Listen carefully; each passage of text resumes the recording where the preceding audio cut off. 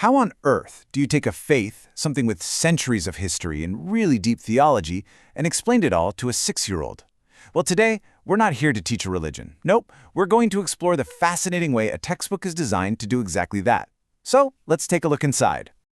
All right, here it is. This is our source material for today, a first grade Islamic studies textbook. And our goal is to kind of unpack it, to see its strategy. How does it introduce these huge, complex ideas? How does it connect what you believe to what you do every day? And maybe most importantly, how does it try to keep a 6-year-old engaged? That's the real trick, isn't it? Okay, here's our game plan.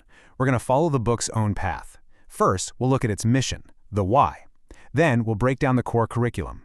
We're going to zoom in on how it defines God, see how it turns belief into actual practice, and finally, look at how it weaves faith into everyday manners.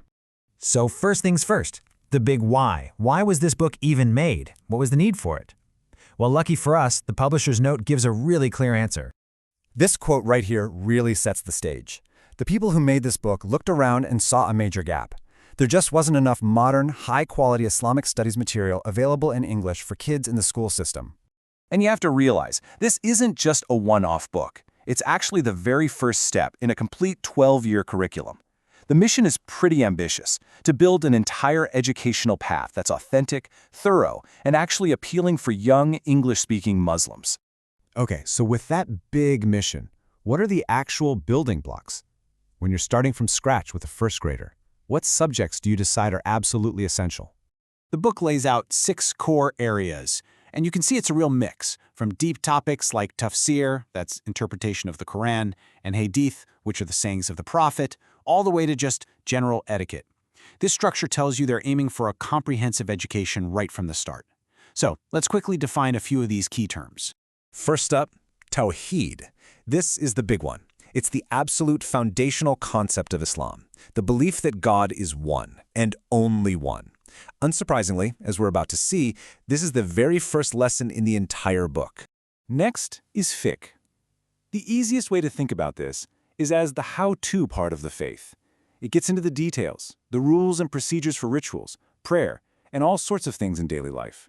It's really where belief gets translated into specific actions. And then we have Sirah. This one's pretty straightforward. It's the biography of the Prophet Muhammad. His life story is presented as the central model for how to live, for moral conduct, and for religious practice. Okay, so we've got the framework down. Now let's see how it actually works in a lesson. How does this book take on the biggest, most abstract concept of all, the nature of God, and teach it to a kid?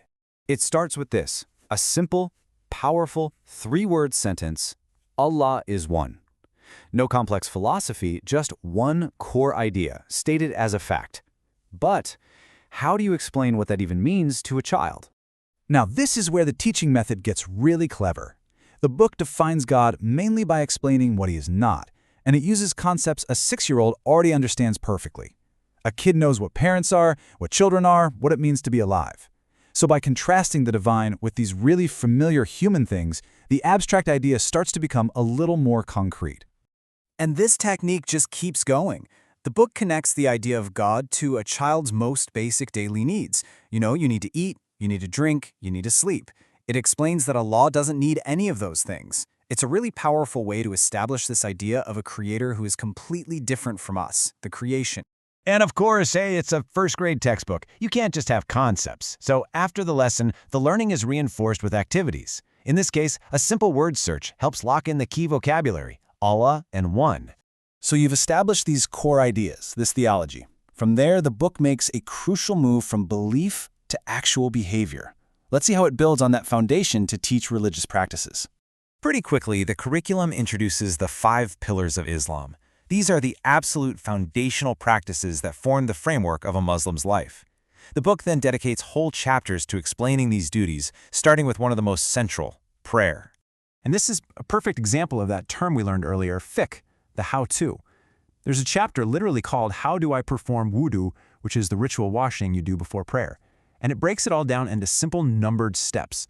It's a procedural guide, almost like a recipe, that turns a religious requirement into a clear, repeatable action a kid can learn.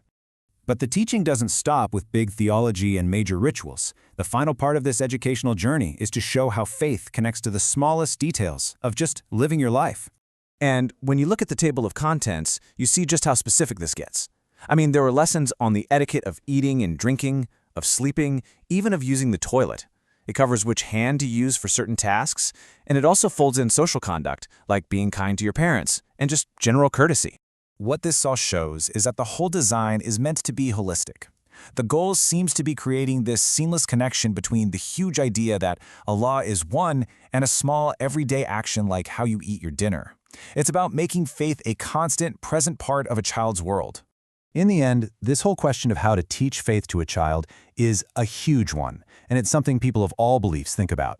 This textbook gives us one very clear, very structured answer. You start with a single, core concept, you define it using the child's own experience, you build it into foundational rituals, and then you weave it into the very fabric of their daily routine.